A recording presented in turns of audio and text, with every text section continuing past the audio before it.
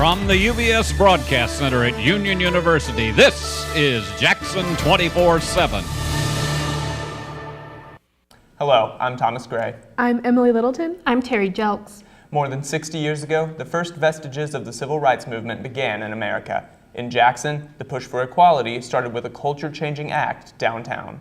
In this special edition of Jackson 24/7, we explore the issues of racial division and what the challenges are for true reconciliation in the present day. When you look back to the middle of the 20th century, you discover our racial divide and its roots in the economy and education.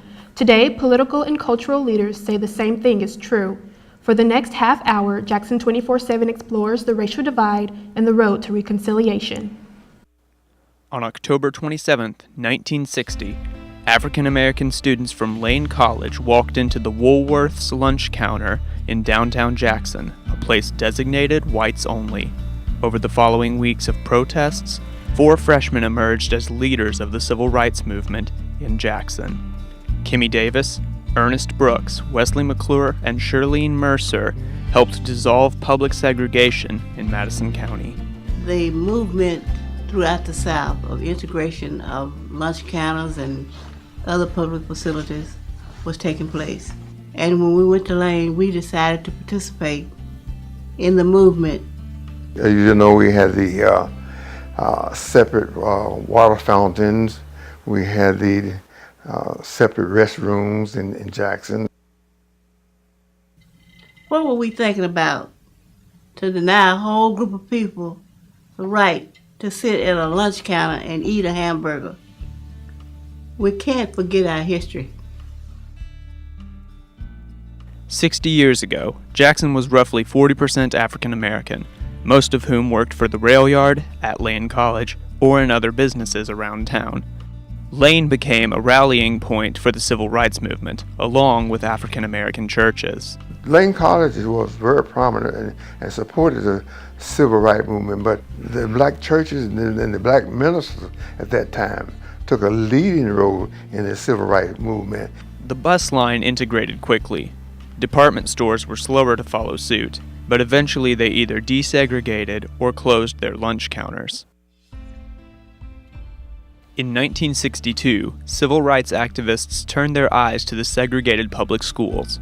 A 15-year-old named Brenda Monroe Moses became the plaintiff in a class action lawsuit to force Jackson High School to integrate African American students. The suit worked, and she became the first black graduate of the school. Jackson High and Mary High School merged to form Jackson Central Mary, which was an exemplary success among integrated schools. JCM was a school that was revered all across the state. These teachers and the students were simply wonderful. I spent 19 years at that school before I left, and I was very proud of the way that the integration of our school went. The integration of schools in Jackson was largely peaceful and successful, but the building of private schools became one of the first signs of trouble for education in Jackson. During the time that we integrated, the private schools started, and later on in the years that the enrollment was affected. Like in many cities across America, people began to move away from traditional neighborhoods and into suburbs in North and West Jackson. They formed private schools for their new communities. The net effect was that, once again, white and black began to be separated by education. To me, there is some neglection of of certain areas of our city, and this should not be done. As the wealth began to move north, racial separation became evident in Jackson's economics as well. Businesses that formerly invested in the well-educated town moved away as the schools began to fail. When a company looks at an area to relocate, it looks at education as one of the top things coming in there, because they've got to have a workforce that they can use. With poverty rising and education declining in the communities left behind, crime began to creep more into Jackson. I once was a police officer for a number of years in Metro Narcotics, and I can tell you that oftentimes the people that we're locking up are the same ones that did not get the opportunity growing up to be in a good environment, a nurturing environment, did not get a good education. In the past 60 years, Jackson has made much progress working through racial divides, but there are still many issues left that confront us along racial and socioeconomic lines. There is a messy truth about it. I think there has been a lot of progress made, but I also think there's a lot of progress that needs to be made. I think over the last 30, 40 years, we have made a lot of progress in terms of living together, but there's still a lot that needs to be done. Join us as Jackson 24/7 continues to explore the messy truth behind race relations in Jackson. Those are the roots of courageous acts that began a march for equality that still continues today. Economic equality remains a challenge in Jackson and many cities around the nation. When we return, we'll examine why the problem remains and some possible answers. Stay with us as we explore more about the racial divide and the road to reconciliation. Steve Beverly's TV classics can cure what ails you. I watched and it got rid of my hemorrhoids. Staying awake at night? Just watch TV classics. My daughter watched and she went right to sleep. Do not watch Steve Beverly's TV classics if fights upset your stomach. Do not watch if high drama leads to emotional distress. And do not turn on TV6 Saturday or Sunday at 7 if hillbillies give you a gallbladder attack. Ask your doctor if Steve Beverly's Classics is right for you. Last year, the city moved forward with a new retail development and housing expansion in East Jackson. That's a step, but community leaders say we have to do more. A local college professor has examined the numbers. She says the lack of economic equality is because we don't work together and tap into our common brain power. Solutions cannot happen if we aren't honest about the problem. In part 2 of our series, Racial Divide, The Road to Reconciliation, we look at issues of economic inequality in the Hub City. In the mid-20th century, outrage over integration led to what was called white flight.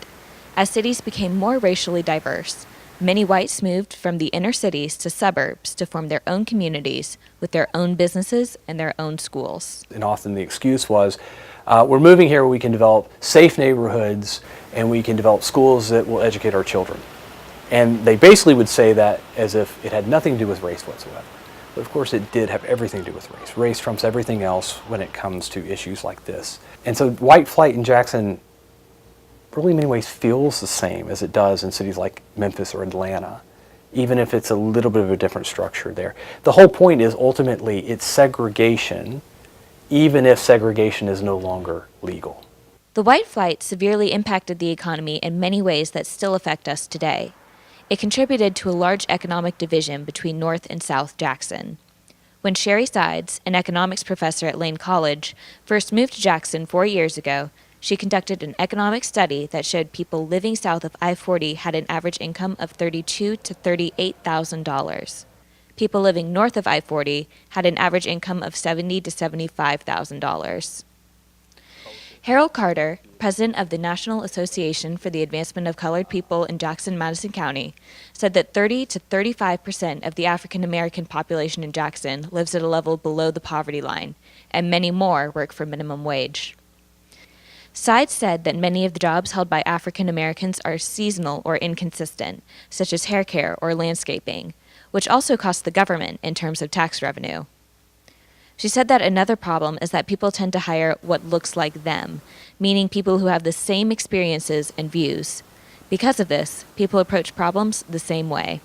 If we don't expand, then we have the opportunity cost of missing out on potential income. Jackson has a higher unemployment rate than the state average, while Tennessee has a higher unemployment rate than the national average.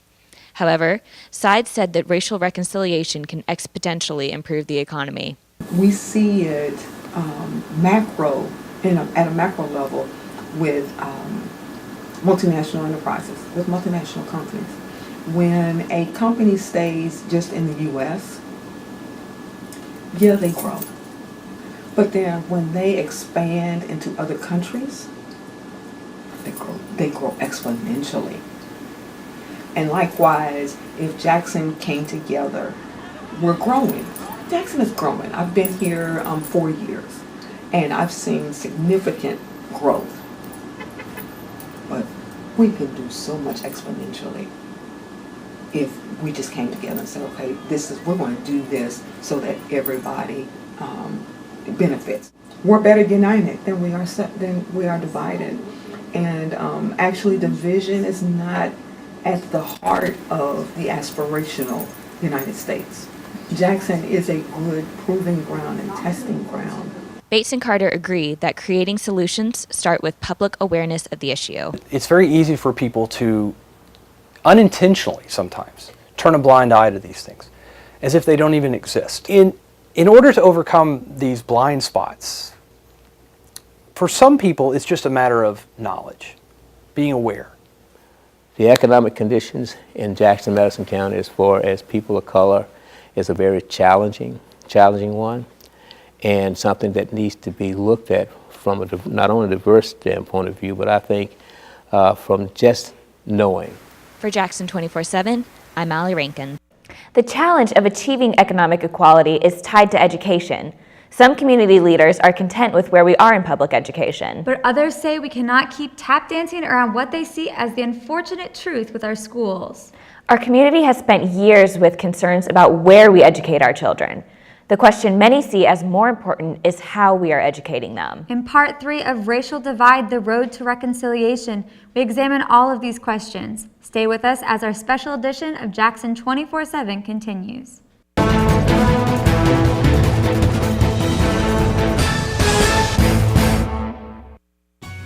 Gig, 1,000 megabit speed, now available to any E+ broadband internet customer.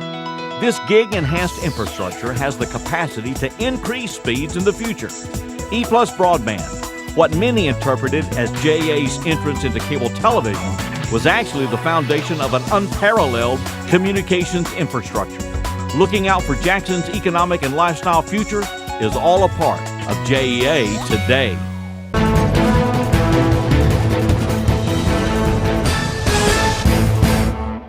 John Worthing is a principal who spent years in the Jackson-Madison County school system. He would tell you that during his years of retirement, some things haven't changed. Dave Bratcher is a current member of the Jackson-Madison County School Board. His father was a former principal of Jackson Central Mary High School. Those are just two voices who represent perspectives on public education in our community. In any city, schools are at the heart of opportunities for a city's workforce and the future of its graduates. In part 3 of Racial Divide, The Road to Reconciliation, we look at some honest appraisals of our community's history with public education. Racial tension has been a plague to the American education system since before the legal separation of blacks and whites in the late 1800s. This tension between races was amplified in 1954 when the Brown versus Board of Education ruling outlawed segregated public education facilities. Jackson, Tennessee was one of the countless cities that had to overcome racial differences in order to provide a quality education for all American citizens. So Jackson High was the white high school in the city, and Mary High was the black high school in the city. And so I think what the union of those two schools said was that together we don't have two separate aspirations any longer. We have a common aspiration, and that we are stronger as one versus stronger as two. The merging of these two high schools had a positive impact for the city of Jackson, considering the racial tension that surrounded the time period. I was teaching at Mary High School, and we had students. Some of the students I taught that participated in the civil rights movement. Along that came with the integration of our schools, which went very orderly and very peacefully at that particular time. Due to the guidance of positive role models, the integration of schools in Madison County had a smooth transition. Somehow, due to the help of teachers and parents, we were able to gel that school. The students got along well together. I was very proud of the way that the integration of our school went. In the early 2000s, Jackson-Madison County created 2 new high schools that greatly affected the racial diversity of Jackson Central Mary. So one of the dirty little secrets that nobody wants to really talk about is the same year that Madison opened, Liberty Technology opened. And the best and brightest teachers at JCM put in for a transfer to Madison. And the ones that didn't get into Madison put in a transfer to Liberty. So did it affect the product? 110%. The growing popularity of private schools greatly impacted the diversity and academic performance of the school system. African Americans are reading at a lower rate than whites. Well, that's true, but there are more African Americans in the school system than there are whites. But you have top students in the public education that can compete with any private school education. The issue with public education that you're mandated to educate all of the children, not just the one that you can select. It all comes down to, do you have the ability to pay for another option? We need to align our resources not based on race, but based on need to those schools and to those pockets. Because if I have cancer of my ear, I don't need to do radiation on my foot, because that's not where the cancer is. There has been criticism against the school system's lack of action when it comes to providing resources for those schools in need. Even people in academia says less about our public school system, which I think they ought to be just hitting the roof. You know, they should. But we live in a culture that suppresses real debate and real issues because it's not the norm. It's something that we feel uncomfortable with. And that's the lack of courage. Clearly, I look different than someone who's African American. We can't erase that. We can't wish that it weren't true. It's just a fact. So that's number one. If we've got a school that needs additional resources, we need to flood that school with those resources, whether it's the best and brightest teachers, whether it's the best technology, whatever it is, regardless of race. Because at the end of the day, we are developing the leaders in our community of tomorrow. And how we do today is going to affect what we live in tomorrow. Reporting for Jackson 24/7, I'm Teri Jelks. Our city and county consolidated school districts in 1990. The idea was that one unified district would make us stronger and improve educational opportunities. And yet, political and personal agendas have frequently interfered. At the moment, our school board is in a search for its 10th superintendent in 27 years. A big question is whether the next leader will have a big picture approach or will be content to maintain what we have now. The racial divide has also led to an increase in crime in many cities across the nation. We'll see how that's affected Jackson in part 4 of our series, right after these messages.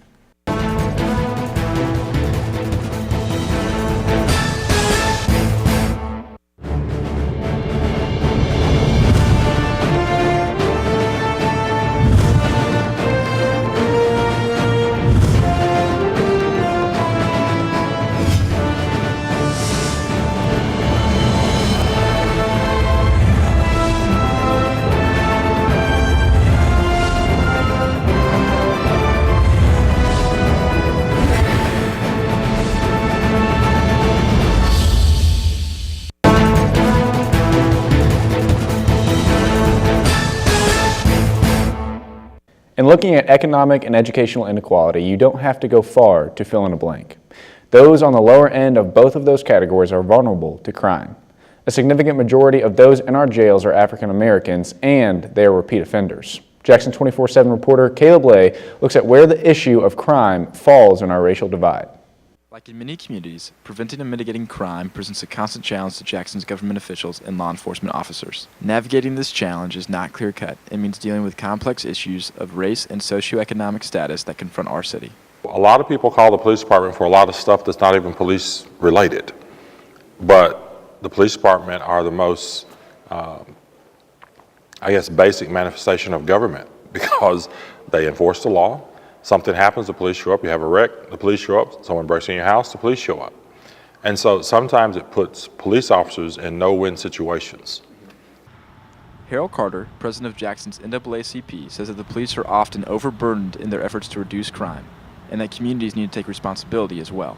You're requiring law enforcement to do the things that the community is not doing, because they pick up all the refuge and stuff that's in the community that they say is not good enough for society. We have to do something with them. We got to pick them up. We got to take them to court, and we got to incarcerate them. Carter says race can affect the way sentencing and incarceration works. Sometimes race relations are ignored and overlooked in the process, but this is harmful to minority communities. 64% of currently incarcerated inmates in Jackson are African American. African Americans make up 37% of the population in Madison County. The judge can give you more time for crack than he would for regular cocaine. More whites use the regular powder cocaine, and more people of color, those that with lesser monies, can afford crack, because crack is cheaply made, but it's the same substance. Many people are in jail when they need treatment for mental health issues or simply because they are poor and can't afford their fines. Carter argues these people should be helped and not punished. A lot of people are locked up simply for either have substance abuse issues, mental issues, or just poverty. They can't pay a fine. And once you get into the system, you know, it's a revolving door. This debate came to a head over the summer when the city announced plans to build a new jail after the state mandated something be done to alleviate overcrowding. Jackson's NAACP denounced these plans and argued that a new jail amounted to investing in crime. We can get tough on crime, but it'd be better to get smart on crime. Smart meaning that you have to put that $60 or $70 million into the education system and to educate those children. Issues of race are inextricably linked to issues of crime, and there are no easy or simple solutions. As the police department sorts through how to respond to the needs in our city fairly, communities need to cooperate and support them as well. There's been an ongoing effort to do community policing, which essentially really is focused on getting community and police together to solve problems together, to communicate together. A police department is only as strong as the community that it serves. Crime is only one aspect that affects Jackson's race relations. Join Jackson 24/7 as we continue to explore this issue. A footnote to this story, we're in the process of building a new jail for Madison County. Our current rate of repeat offenders is 85%. Sheriff John Mayer and other county leaders say we can't just build a jail. We have to offer programs and opportunities for a better life to keep inmates from returning. Education, economy, and crime. Those are the three huge issues affecting our community. But what about solutions? That's what we'll explore in our final part of Racial Divide, the Road to Reconciliation, as Jackson 24/7 continues.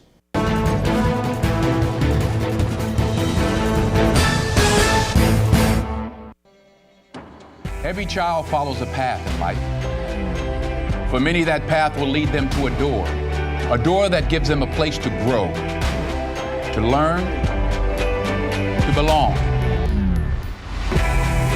A place to forge their future.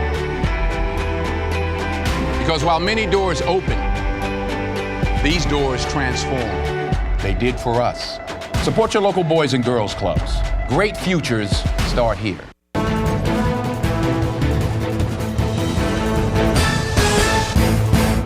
We've been on a journey of more than 60 years since the rise of the civil rights movement in America, including the efforts in Jackson. Two of our local universities have been holding open dialogues on how we can do more to achieve racial reconciliation. To reach that point, leaders of that effort say we have to do more than talk about what divides us in order to reach solutions that can unite us. That's what we explore in our final part of Racial Divide, the Road to Reconciliation. What's the solution to racial divide? Aaron Crocker, a college student in Jackson, is passionate about helping others to be aware of racial problems and how to solve them.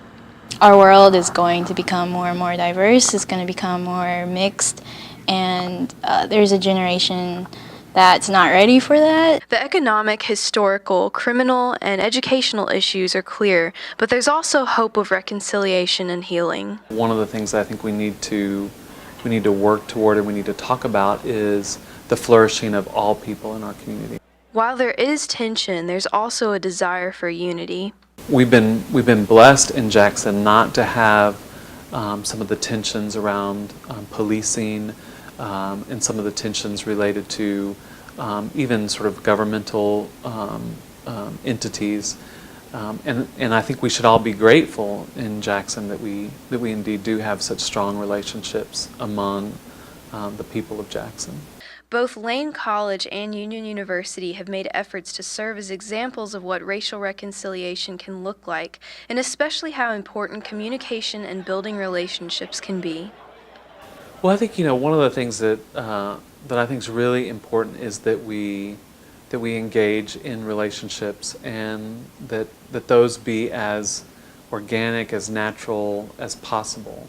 Last year, Lane and Union held a panel discussion on racial reconciliation. While this is important, Jackson-Madison County NAACP President Harold Carter says that it's important not only to have these conversations, but to have them intentionally and with the right people.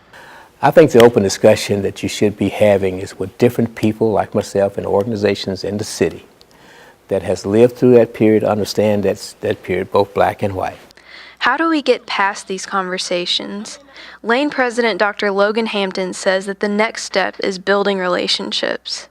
I don't think we truly improve our communities unless those relationships. We don't ever get past this conversation about race until we build a relationship. Dr. Hampton and Dr. Oliver both agree that the goal of racial reconciliation is to take a step further. Anybody who has a commitment to this is, the way I said, is just get up and walk across the room. Just get up and meet someone new and engage with them. There are groups in the community that are working together to bring unity. There are so many kind things that happen in Jackson-Madison County that really, when we look at what happens with ARM, as churches, diverse churches coming together, building a ministry for the least of these, RIFA, the people of Jackson-Madison County coming together for the least of these. What happens in the United Way, led by Scott Conger? This is the community rallying around an organization for the least of these. Those are the kinds of things that don't really get as much attention as they ought to. According to Aaron, reconciliation requires taking time to listen and be patient. When you come into contact with someone who's different than you, then you need to listen to them. Racial reconciliation is a really long process, and there's not like one solution to it. It's not something that will happen overnight, but people like Harold Carter, Dr. Oliver, and Dr. Hampton give us examples of how, with time and effort, broken relationships between races can be mended. Reporting for Jackson 24/7, I'm Hayley Lievers.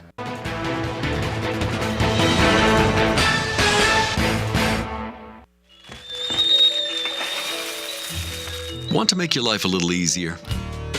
Now you can manage your Jackson Energy Authority account online. View statements, pay your bill, set up reminders, or recurring payments. Spend more time with your family, not your bills. It's easy. Just visit www.jaxenergy.com anytime and sign up. Make your life a little easier with online bill pay from Jackson Energy Authority.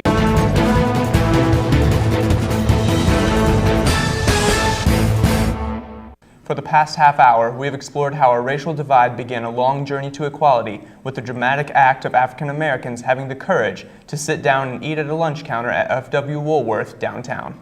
We've seen the struggles and the continued roadblocks to economic and education equality in the Hub City. And we've examined possible solutions to bring us to true reconciliation as people. We wind up this special edition with quotes from 3 national Christian leaders on the goals of racial reconciliation. Dr. Tony Evans says, God is not asking blacks to be white or whites to be black, but for both to be biblical. Pastor Tripp Lee says, our goal is not just to get black people and white people in the same room. Jay-Z can do that. We want blacks and whites in the same family. Finally, the first African American president of the Southern Baptist Convention, Dr. Fred Luter, says, once you have been reconciled to God, you have no problem with being reconciled with others. The road to racial reconciliation continues. Thank you for watching.